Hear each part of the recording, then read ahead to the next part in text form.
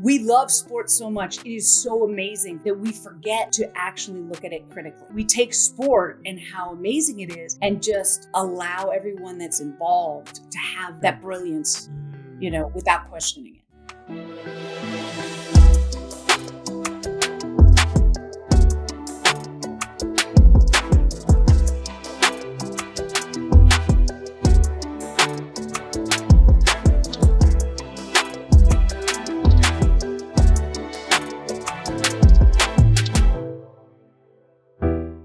What's up? Welcome back to Aspire Higher with Charles and Yvana Bailey. We know that you're excited because you get the chance to see our pretty faces again. There we go. But speaking of pretty faces, we have another incredible guest. We love her so much, not just because of what she does, but honestly speaking, because of who she is. We've met on the event scenes. We were out, and this woman has her own platforms. And not just that, she actually helps people through her platform. It's Spoken Media, spelled SPKN.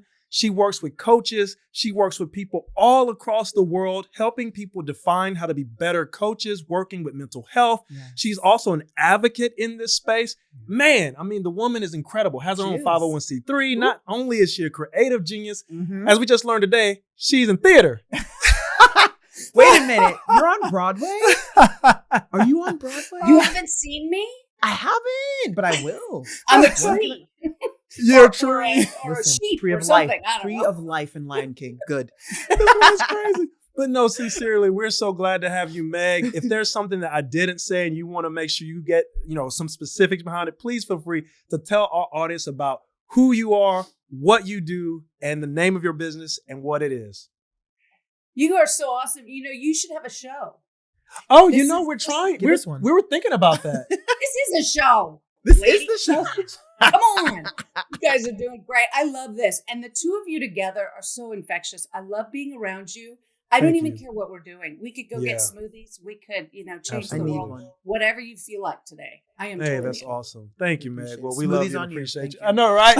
Now she said it. We're going to be at Smoothie King. All right. No, sincerely. So tell people about Spoken Media. Yeah. Well, the most important thing to know is that I love Yeti. No, I'm not sponsored, but I'd love to. I'd love to be sponsored by Yeti. Yes. Speak it. But do you see what she's doing there? I know what she's doing. You think I don't know what she's doing? It's Meg. I know exactly what she's doing. Yeah, I want it right now. And you can sponsor them too. It'd be okay with me. Okay. All right.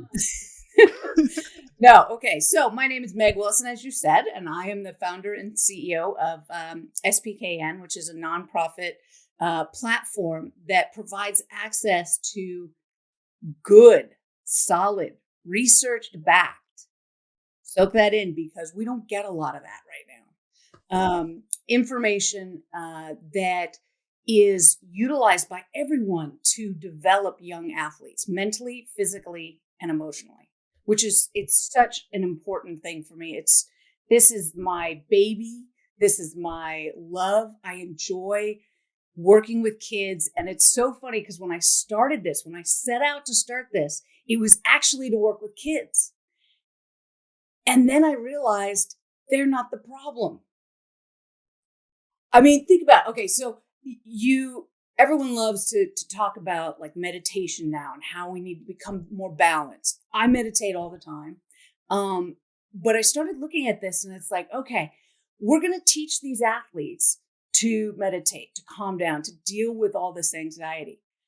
I got an idea. Let's go figure out what's causing the anxiety and stop that first. Man, at the top of the show. What an incredible point. That's right. It's just a symptom. So it took me a long time. And I'm one of those people where my path has had so many aha moments. And I've loved every single one. And I've been blown away by every single one. But I think one of my favorite parts about doing all of this is the people that I meet. Sure. And it doesn't matter if you have anything to do with what I'm doing. I'm going to make it happen. I'm going to make you be part of whatever I'm doing because I'm so thrown by how many wonderful people there are in the world. Yeah. And I just want to gather them all together and like have a big hug and then get us all moving in the same direction so that we all make a much bigger impact. That's the name of the game. Right there. And that's Absolutely. incredible. That's why we love you, because you're all about making a big impact. But what you just said, I think, is a great place to start this conversation. And if you're listening, you're in the audience, or you're watching live, of course, or if you're watching over recording, if you're listening while you're driving, this is one that I want you to go ahead and listen through to the end, because we're going to be talking a lot about symptoms, problems, mental health, but how to address from the top down. Mm-hmm. Everyone, even us sometimes on our show, we'll talk about the circumstance. We don't talk about the solutions until you see there's a place that you can be a part of that. That's right. So, Meg, you said something about the coaches. That's the thing that's driving a lot of this anxiety. They're the touch point. So what was it that made that idea real to you? And then what did you decide to do about it? So I come forward with a unique perspective. I grew up on the tennis circuit. I was one of Nick Bollettieri's youngest. I went in 7th grade. That's incredible. IMG. Now IMG, right? And, I was playing with Agassi, and yes, everything he says is true. Wow. So let's just put that right out there. Okay. But I played 2 sports in college. I played tennis, obviously, and rode crew. I figured I was on the East Coast. I'm originally from California. I figured I'm on the East Coast. I better do something East Coast. Sure. Right? Head of the Charles, can't beat it. It was amazing. Amazing. And I really am someone who believes if you are, I don't care how good you are at football, basketball, lacrosse, go play something else. That's right. You will learn so much from another sport. Correct. Especially if you've been doing it like I was from like age 2. I come at it as an athlete, an elite athlete, and then I became a coach and a performance coach. And then I had 2 of the most beautiful kids you've ever seen in your life. Wow. And they, I dare you to tell me differently. And they are, one is kind of came up through and really struggled, came up through soccer and plays now for Boston College. Okay. Actually just stopped playing. And then my son is a student coach or a graduate assistant coach at the University of Denver. So I've got the sport parent, coach, athlete. And then I decided, you know what, if I'm really going to do something about sport and what I'm seeing, in California, we had a big cluster at the time of suicide in athletes in particular. And I was like, there's something wrong with that. There's something wrong here that's not being picked up on. Right. And so I was moved more than ever to go and do something about it. And so I went back to school and I got my master's in sport coaching and performance. And so I could see it from the scholar's perspective as well. Right. That's right. And so I've got this thing cornered. I'm like, okay, I can see it from every direction. We were asking because you said that there was a problem that you found. It wasn't the kids that are creating the anxiety. Right. And your answer actually was dead on, because you were talking about there's all these angles and sides that you had the experience to see this from. Yeah.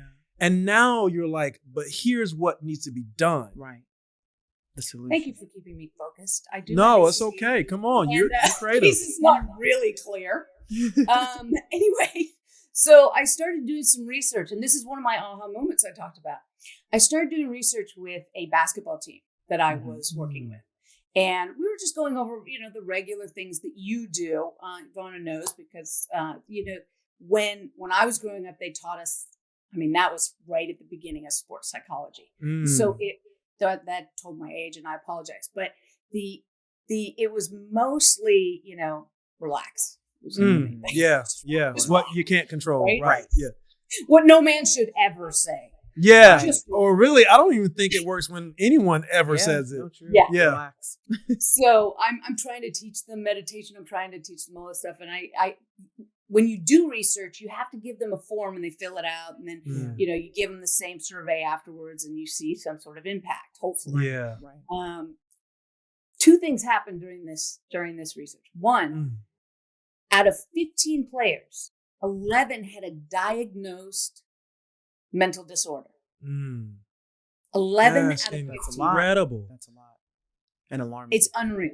Absolutely. And I checked with them. I was like, now, this doesn't mean that you're stressed or, you've got a little, you feel it.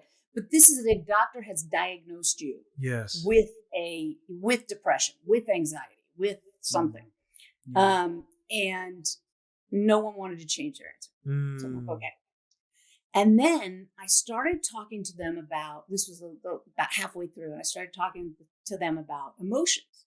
Yeah. And, there's only 4 different emotions. Happy, sad, angry, and fear. Right. And there's a Disney film. Right. If you want to double check on me, that's what they are. But so I'm talking about why we have these emotions, we needed to get away from saber-toothed tigers. Yes. We needed to not get killed by, slapping the strongest guy in the village. There are certain things that we had to do for survival. Right. And now we don't have to do those things. Absolutely. And so it's like, okay, what do we do with these natural things that are going on in us? Right. Now that we don't need them. And we talked about misfiring. And I totally just had a moment, and I was like, so, really there's only 4 and one of them is positive. Happiness. Technically. I understand. Right. One is happiness. Right. So that's the only positive. So if you're happy 25% of the time, and don't think about this too hard, but if you're happy 25% of the time, you're killing it. You're the happiest you've ever been. And the eyeballs were this big. Wow. And I went, oh, yeah. We have taught our kids, and I'll say, I did it too. We've taught our kids that you should be happy all the time because we work so hard and we want the best for our kids. Correct. And we give them everything we can because we love them so much. And of course we want them to be happy all the time. But that's not natural. And that's not healthy. And now we've gotten to the point where it's like, wait, you're not happy? We better go to the doctor. We better go get, and medicate. If you bring your kid to a doctor, obviously you're distressed about your kid's happiness. Right. So the doctor is going to feel that there's probably something wrong. And so they'll look for the symptoms of something wrong. Wow. So obviously it's much more complicated than that. There's a lot coming into it. But the concept was so clear to me that, oh, it's not you guys. I get it now. You of course I want to work with kids and I want to help make things better. But I feel like I can help so many more if I go deeper into this. And so that's why I went back to school to look at the whole system, because the system is what is off. And when you say system, what system exactly are you expressing? So we're going back to, let's just be clear. I love sports. I think the skills that you can learn, the characteristics that you can become, the build, you can get from playing sports is unreal. It is one of the best learning mechanisms there is, and childhood development mechanisms. Right. But I don't know about you guys, but I learned a lot about leadership, teamwork, getting along with people that maybe are not that nice. That's right. Right. Yeah, true.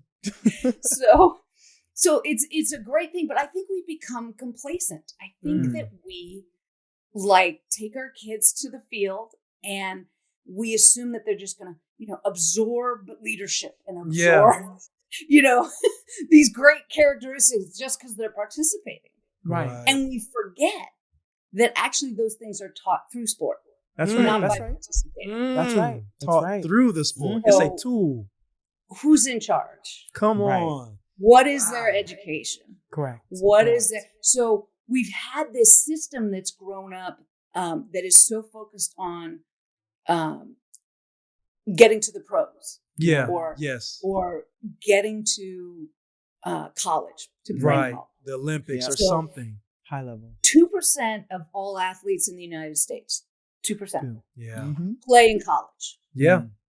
1% of those that play in college. Yes. And I want to say in D1, but not always. Right. Yes. Will play pro. Oh, yeah. Right. Your child is not going to play pro. Let's There's just, Meg. I wish they all could. Yes. I know some of them will. Yes. I think it's wonderful, but it's not all talent. It's not. It's luck. The reality. It's circumstance. It's timing. That's right. I mean, Right. it's so difficult that, and I think it was Steve Young said, his dad said, have a goal, Yeah. have a plan, Mm-hmm. and one other thing, plan B probably. I don't know.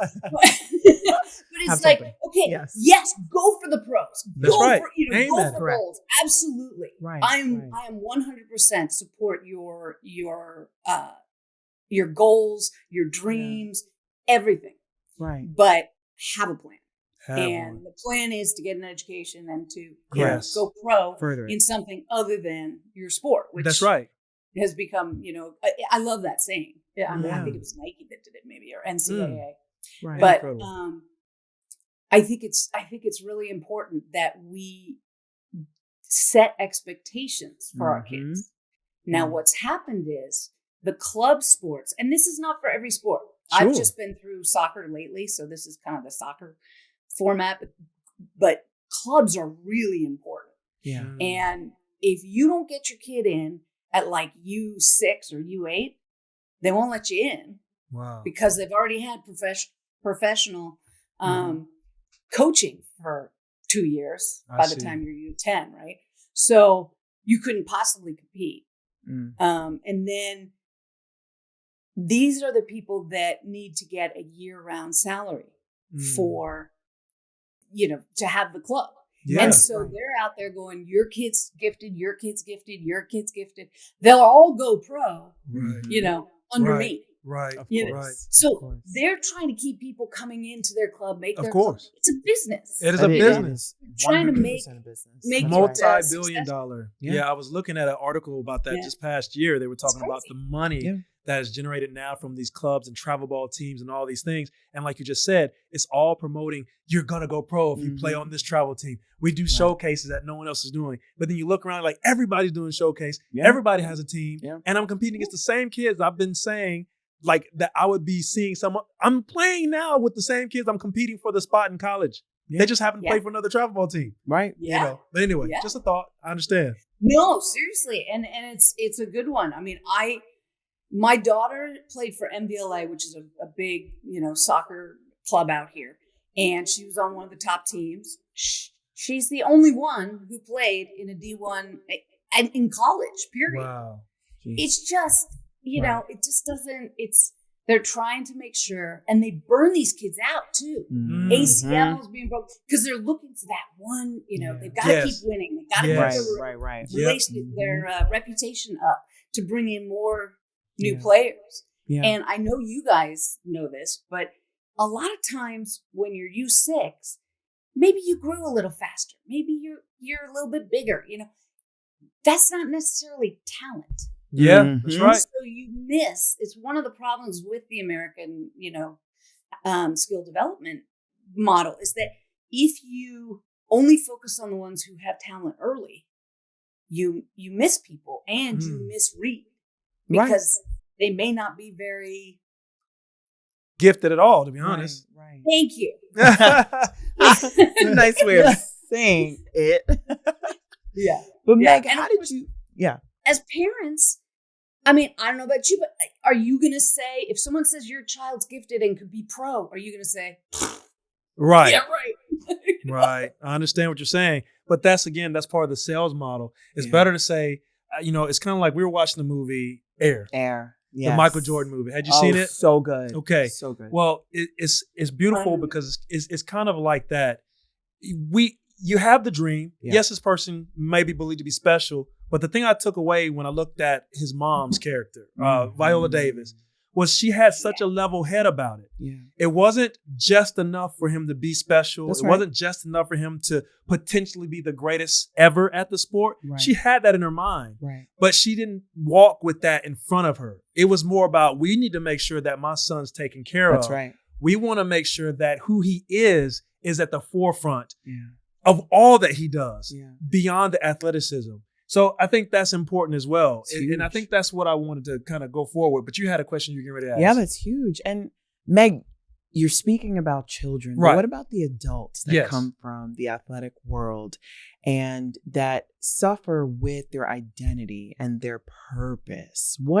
Where do you see, because I know that the business is focused on that, but you were an athlete. You transitioned from that into now pouring into your next generation, your legacy building, right? But was it always easy? Was it always simple? You can speak on that. Speak on how the challenges. There's lots of challenges, and it's very difficult. I had some challenges. It turned out I did play through college, but the stress, it's interesting with an athlete, and I don't know if this is for everybody, but it's what I've observed. Sure. You have a mindset that you are mentally tough. There is no soft. There's no room to be imperfect. Right. And so if something is wrong, say an anxiety, let's say you have an abusive coach who is screaming at you. It doesn't need to be hitting. It doesn't need to be verbally. I mean, my coach was that I actually had from Bollettieri. He was incredibly abusive verbally. And I felt that, but I was meant to believe and was taught to believe that that's coaching, that that's going to make me tougher, that that's going to make me stronger, and that's just sport. That's just the way it is. And if you're too soft, get out of the way. That kind of mindset. Of course. And so that's how I took it. Yeah. But we don't subconsciously, we don't take into consideration that your body's going to do something about it then. And so Very true. I started having petit mal seizures, which is basically like you couldn't tell that I was having a seizure. Wow. So it would be hard to speak. Well, you got to say the score in tennis. There's not a lot of speaking. Right. Understood. So I couldn't speak, but I also lost my backhand. It's so weird. I could hit a forehand, but my backhand was like I had never played before. Wow. And I was trying to hide this from everybody who was watching. All of a sudden, I was running around my backhand like crazy. Of course, that just made them all go to my backhand. But Right. the weird thing is that my daughter had a similar situation where she ended up, she would just pass out in the middle of the field. Wow. She plays soccer. Interesting. And we checked her heart. We checked her, her blood pressure would get so low. Right. Well, so her body would go into fight or flight. So she doesn't feel nervous. She doesn't feel anxious in any way. Right. It just, her amygdala would misfire, Right. and she would go into a, fight or flight. And so all the blood would rush to her arms and legs, and her blood pressure would get so low, she just fall right out. it's pretty scary if you don't know what's going on. Sure. Right. But these were panic attacks that were brought on by a teacher as well as coaches. So it's one of those things. Again, I've lost my train of thought as far as No, what you're was I doing answering? fine. No, you're on it. You're on it. Sorry. No, you're not losing your train of thought, because what you just said is incredibly important for listeners. And I know somebody watching, they're thinking to themselves, okay, what am I getting from that? But I'm receiving it because we value our own thoughts and opinions. We value how we perceive things, but we don't always respect how other people receive what we say, how we say it, and we call it leadership. And coaching. There are a lot of people in leadership positions that are abusive. Absolutely. They're again, and we're not talking about, just like Meg said, not necessarily physical, Right. but it could be psychological. It could be verbal. emotional. Yes, Absolutely. verbal. And then here's the other thing that we always have to keep in mind. And what she said is actually reminding me, it's not that I have this issue, but it's something I'm taking note of to make sure I continue to remember in the future as we lead more people, is you have to be conscious of, you don't know if some of the things that people are dealing with physically, like their body's expressing there's something wrong, but it's coming through our spoken words. That's right. The words we're speaking over other people. So we need skills. And that's what SPKN does. So she takes her research, she takes her master, she takes her years as an athlete on this high level, and then she figures there's a way that you can get performance out of people without having to beat them down, tear them down. That's right. That's right. Reject them, deject them, devalue them, embarrass them, That's right. devalue them. Right. And it doesn't mean soft. Like she just said, she came from a world and we come from the world. Whereas athletics, there's nothing soft about it. Absolutely not. But what if the missing link to actually increasing performance was being a better coach? Yeah. Having more tools. And I think that's what you're actually saying, Meg. Having more tools. When you said the system is broken, and I hope that people are gathering this. And you're right.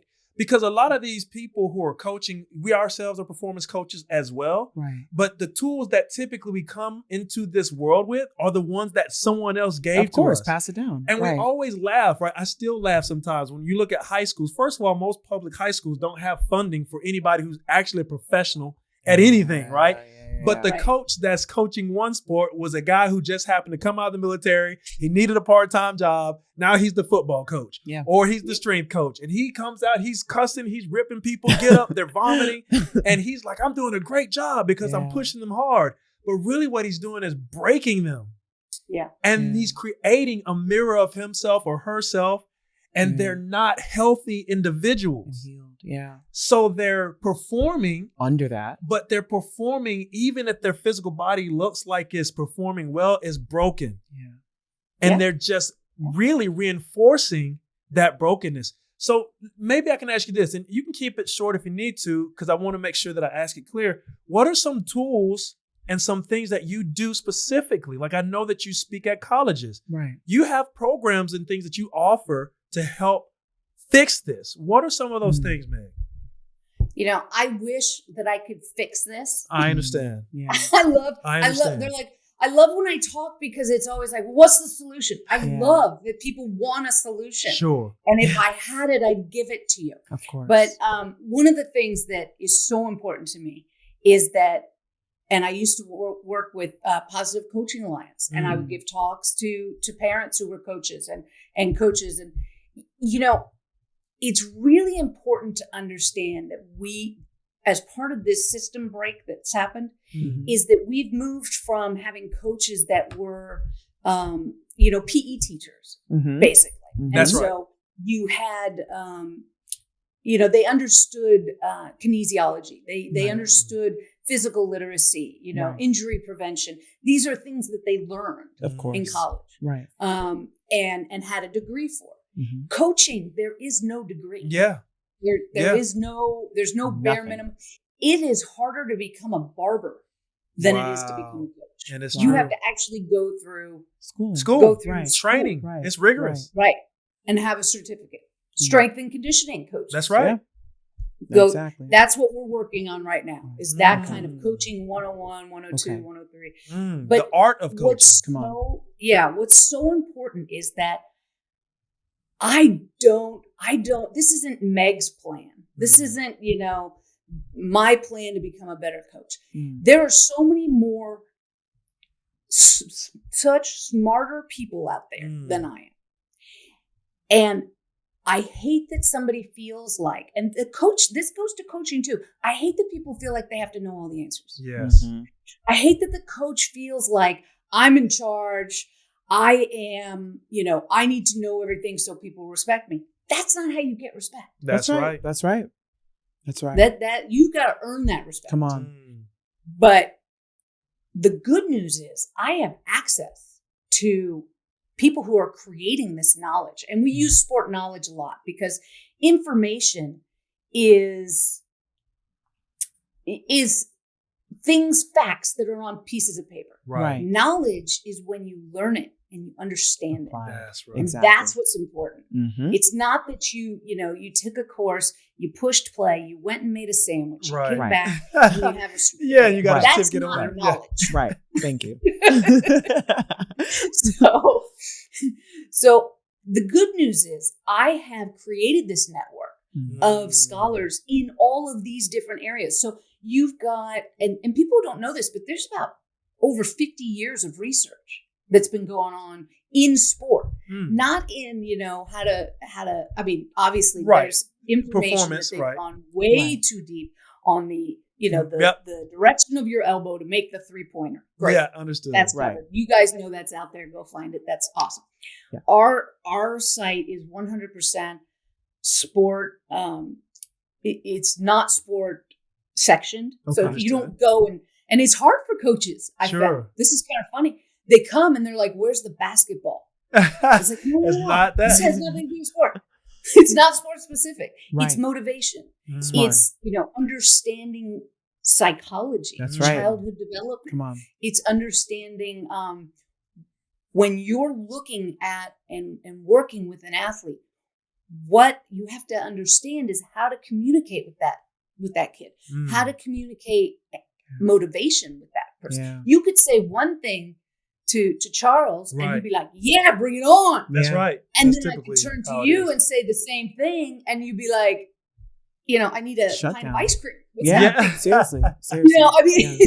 it's one of Mhm. those things where you need to know what your players are going through Correct. and how that is being a coach. Yeah. Let me ask you a question. Not to interrupt, but let me ask you a question with that very thought. If I'm a coach and I'm listening to this show right now and I'm hearing what you're saying and I'm like, oh my gosh, this is just soft. This is that new stuff. Speak to a coach and how this will help them relate to their athlete. Or the business leader, how it will help them relate to their employee. Yeah. So 2 points on that. First, there's so much research out there that they don't know that when you have an athlete who is emotionally and mentally balanced and understood, so it's almost like cutting the bad part out of the athlete that distracts from their performance. If you understand someone, they're more focused. If you understand someone and can speak to them in the right way, with the skills that you have learned, whether it's mirroring. Mirroring Right, is like right. the number one Absolutely. communication Correct. skill. Correct. And I think that's the most important thing when you're talking to an athlete. Match them. Where are they? What are they doing? And to mirror them, you have to understand where they are. That's right. That's You have to see, you have to pick up on signals of, obviously they're not on today. Something's bugging them. Well, chances are, if you take them aside and say, I know this is happening. Do you want to talk about it? Correct. What can I do? Okay. Now, yes, some coaches will say, that's not my job. That's not, what I'm going to do. And it's technically, that's not your job. Right. Right. If you want your player That's right. to reach his or her full potential, Yeah. you have got to speak to that child and let them know they're understood, because that just lifts it off. That's Yeah. right. And then they can focus on the performance aspect of it. That's true. They're human. They're That's not right. machines. They're human. That's Right. right. And so everyone has all this stuff coming at them all the time. It's like when you come to a stop, four-way stop. I remember doing this when my kids were young, and we come to a four-way stop, and the wrong guy went first, and we were here first. And kids are like, "Wait a minute, that was our turn." And it's Yeah. like, Yeah. You don't know what that person's going through. That's right. That person could be late for a meeting. I Yeah. want them to get there. That person could be, so Oh. Great mindset. understanding that other people are going through things is so important in everything that we do. It's true. Great points. Wow. The second thing I wanted to tell you, and I'm not sure everyone has thought about this, but we are coming up against a new type of person. So we're now starting to get adults that, young adults Right. that have had the internet from day one, Oh my True. goodness, of have course. had social media Technology. from day one. Yes. Their brains are different. Totally different. Stimulated. You can't coach them Right. like you coached me. Right. Right. You Yeah. know? Right. Yes. Right. You can't use those tools. Yep. Can't. And while I'm glad all of the abuse, is coming out and all Understood. of the responses to this, one of the things I think that's happening is coaches are out of tools. Yeah. They're out of tools. So if I say things to you about 4 or 5 times and you don't quite understand it, I'll get louder. Yeah. Yeah. Yeah. I'll try. It's like I'm out of tools. Yeah. I'm just gonna get louder now.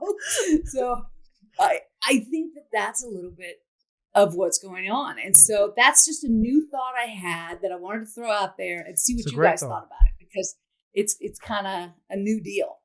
It's a new deal. I kind of like that. In fact, it's a great thought. Yeah, I really do enjoy it because it's refreshing, first of all, to think about that.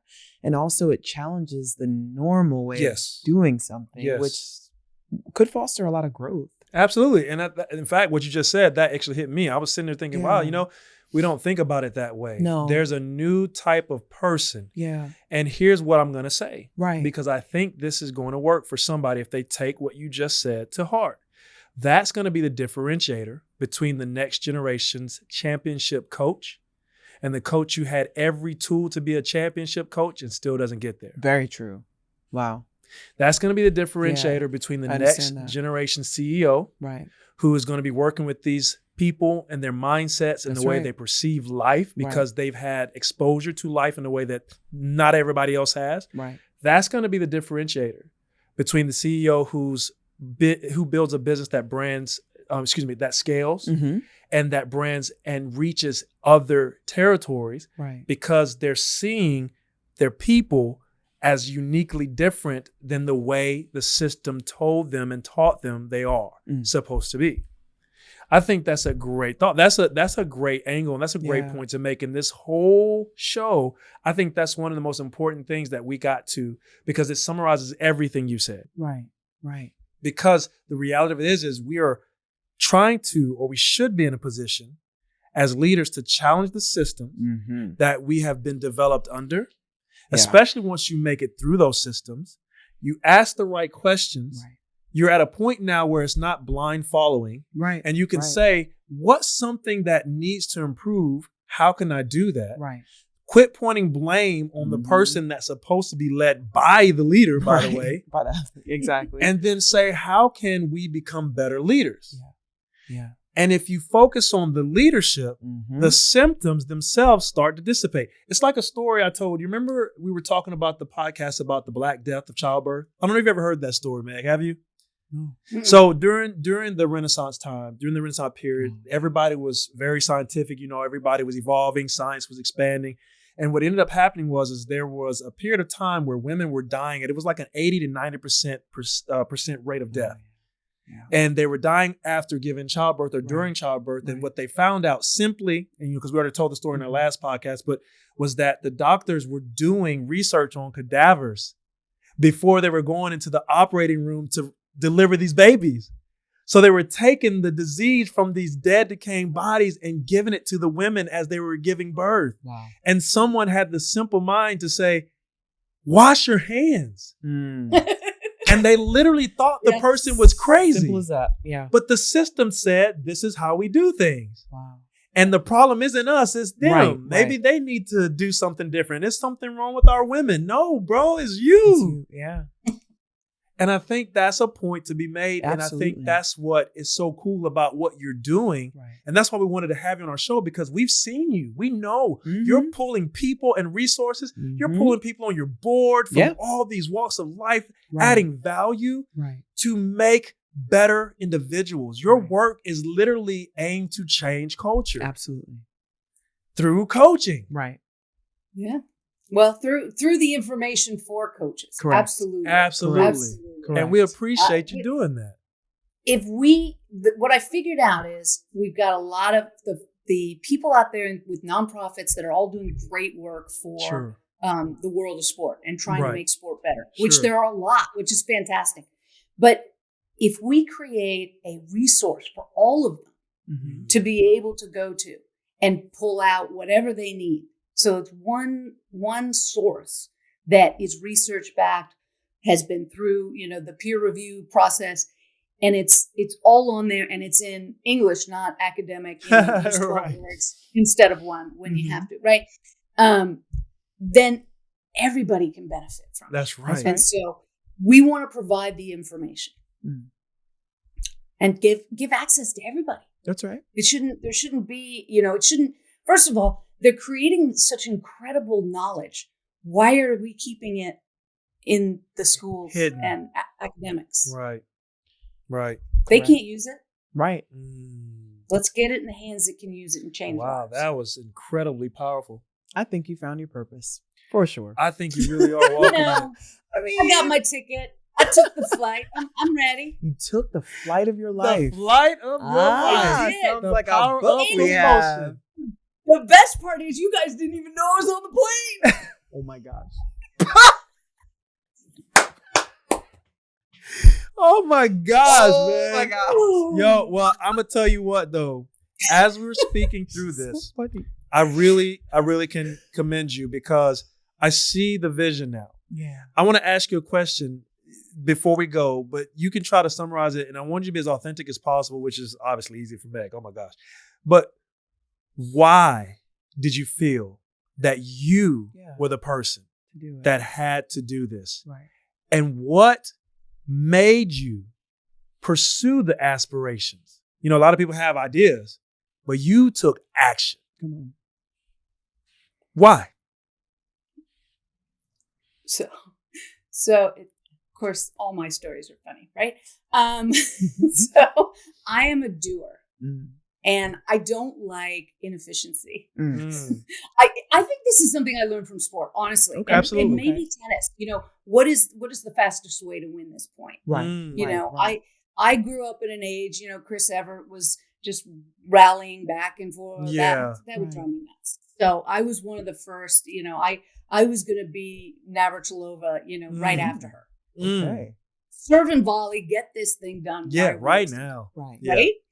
So that now that you know my personality, Get her done. when I went to school, like I was like, okay, there has to be something that we can do. I noticed that these kids were committing suicide, and nobody was really looking at the right problem. Mm. And so when I went back to school and I saw, I was able to look through history, look through, you know, the way the system is right now, and pinpoint kind of where we're going a little astray and how do we get back on track. And it was like, wait a minute, there's all this information that I've never had access to. Yep. And actually our documentary, which is going to be released later this year, is about this very thing. It's a concept that Dr. Jay Coakley came up with that's called the great sport myth. And it means basically that we love sports so much. It is so amazing that we forget to actually look at it critically. We forget to look at, you know, we take sport and how amazing it is and just kind of allow everyone that's involved to have that brilliance, you know, without questioning it. Right. And so going in and kind of looking at everything, it's kind of a peek underneath the veil of this great, you know, thing. And nobody wants to touch it because it is so amazing. And nobody wants to look at it critically because we can't. It's just don't pull back the veil. Yeah, don't look under the covers. So, exactly. Yeah. So once I looked, you can't unsee that. You can't unsee the cracks. And I love it. I love sport. I love, you know, the way that it helps kids develop mentally, physically, emotionally, not as athletes. I mean, that's great as human too. beings, right. I'm not one of these people that, you know, there's a big wave right now. It's just should be fun. No competition, you know, don't get me started on participation trophies, you know, I mean, okay, we're the same. Yeah. But once you see that, you're like, why? Right. Why? There's no reason not to act. And when you talk to people and they're like, well, nobody's been willing to do it. And it's a lot of work. Creating a library, and making it so that everyone can learn. That's the most important thing to me because I'm dyslexic. I'm, you know, ADD. I want it in video. I want it in long form. I want it in short form. I want a documentary. That's I want, you know, you have to be able to. And by the way, I could never have gone back to school at all if the computer couldn't read all this research to me. Oh, wow. Because I had to do it in college too. I had reading for the blind. Wow. You had this humongous, you know, tape recorder with the reels. And over the summer they would read the textbooks, send me. That's how dyslexic. No, that's awesome. We didn't know that about you. Thank you for sharing that. I'm not going to stop. Are you kidding? That's my superpower. Yeah, you're right come about on, that. girl. I love that. Yeah, I love that. So that's why it's so important to me that this can be in every possible way that people learn because we want them to learn. That's we right. want them to get this knowledge. That's right. Incredible. And for me, it was more of a why not? Mm-hmm. You know, I mean, Yeah. this needs to be done. Let's Why do it. not? Let's, you know. That's what I'm talking As about. my dad used to say, you know, pull up the bootstraps. Let's go. We're ready. Mm-hmm. Well, I'm not Meg, afraid of a little hard work, and that is the best part about sport. Yes. that's You incredible. know what's on the other side Come of on. that. Meg, You know how you're going to feel after that. you really have done a great job of inspiring our listener, our Yes. viewer, us. Yeah. The things you said, I really am pondering that. Again, like I Seriously. said, holding that in the back of my mind because we like to think of ourselves as leaders. Of course, we are in many rights, but Yeah. these are things that we should, if we're serious about changing, impacting, and really making an impression on other people's lives. And in your case, as you're helping people understand, especially if you're dealing with youth, Mm. then you have to be willing to evolve as a human being That's so right. that you can then help other human beings evolve. Right. So I appreciate what you're doing. And I just too. want to tell you, we appreciate you. Absolutely. We appreciate your time. Yes. We appreciate your incredible glow yes. and personality. Humor and yes. But also the sincerity behind Yeah. what you're talking about, right? So a lot of people get on these shows or podcasts and they try to put on and they talk about their business and it Right. sounds all great, but you talk from a seat of we're making this happen as we go, but Right. we're determined to see it happen. Right. And so I'm appreciative of that because it wasn't the polished version of you. Right. It was Yeah. I'm communicating what we're doing, That's what we're right. striving for, That's right. why this is a problem, but here's what we're trying to do. Yeah. We don't have the ultimate solution yet, Right. but we're part of the solution. Come on. And I said that at the top of the show. And you just closed it by saying, but let's just do. Yeah. Why not? That's right. And somebody Yeah. hearing this probably needed to hear that. Why not? Why not? If Let it you be have done. the idea, Yeah. go I ahead. got one for you, Charles. You know how you mentioned air? Air. Yeah. So right after air, Yes. I watched that. I went upstairs, got on my computer. I went right onto LinkedIn. I was like, Nike. I got to look up Nike. Who does partnerships? Mm. Yeah. How are we going to get in contact with them? What kind of deals are they doing? Okay, Yes. I've got, and I don't know what I'm doing, Mm. but you know what? I know that what I'm doing is good That's right. Mm. And because I'm beneficial. trying to help people. Yes. I know what I'm doing, and I'm not going to get a yes if I don't ask. That's Come on. right. If I get a no, okay, I'll So put you what? on the to-do list for next year. That's Yeah. right. But- See? But She's you like, know how "Not many yet." you know how many people though they quit just Oh, I because already they're know. afraid of I hearing a know. no. It's like ask the question. Even if Yeah. you don't think you're ready. I think what you just said, I mean, it's like all these incredibly brilliant points coming out toward the end of the show. But Meg, listen, Yeah. that was Oh. powerful. That's right. That's Because right. it's true. You have an Yeah. idea. You got You to don't- jump. You just tell gotta yourself, jump. that's That's right. it. Just jump That's it. anyway. Figure out how to fly along the way. That's right. You That's understand? Like, and I love that about you. I know So, I'm terrified of heights, so I'm just not even listening. well, look Well, at girl, it. you're Just soaring, look at you it this know way. Once you jump out, if you don't know how to fly, you get closer and closer to the ground. So it's no longer heights at that point. Wow. Yep. Okay. So yes, audience, Yep. please take that encouragement. Where can they find her? Yes. Where can they find you, Meg? Tell them your website. Find me. Oh, please don't find me. No. Wow. Find your business. How about that? No, we have a lot of great changes. We're going so fast and I love it. But we're at spknmedia.org. Okay. spkn.org was way too expensive. And I don't know who is out there trying to get a nonprofit URL to make me spend that kind of money, but no, thank you. So we're spknmedia.org. There are ways around everything. Let's That's just right. Put That's that true. right out there. That's true. Don't let anything stop. Find Come a on, way Meg. around it. Yeah. You That's were right. speaking to That's right. someone. That's right. So That was the close yeah, of the show. lessons to the end here.